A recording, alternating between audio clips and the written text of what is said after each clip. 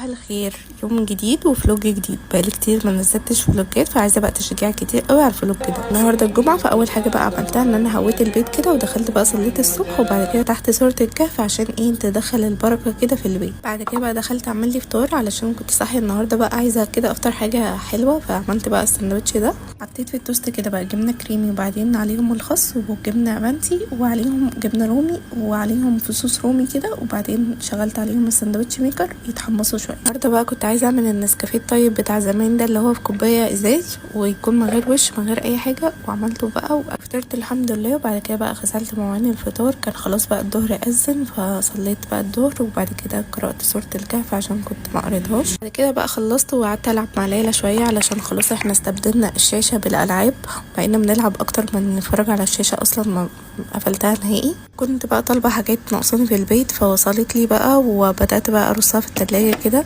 وافرزه. بعد بقى ما خلصت ترتيب التلاجة بقى دخلت اعمل لنا عصير انا والعيله كده، عشان برضو استبدلت كل العصاير المش صحيه بالصحيه. عملت لنا بقى عصير بنجر بالجزر والبرتقال كده، هو فوائده خطيره، اقروا عنها بجد هتنفعكم قوي. كده بقى اتغديت الحمد لله، واديت ليلى شاور، وعملت لي ايس كوفي في نهايه اليوم، وبس كده يومي خلص.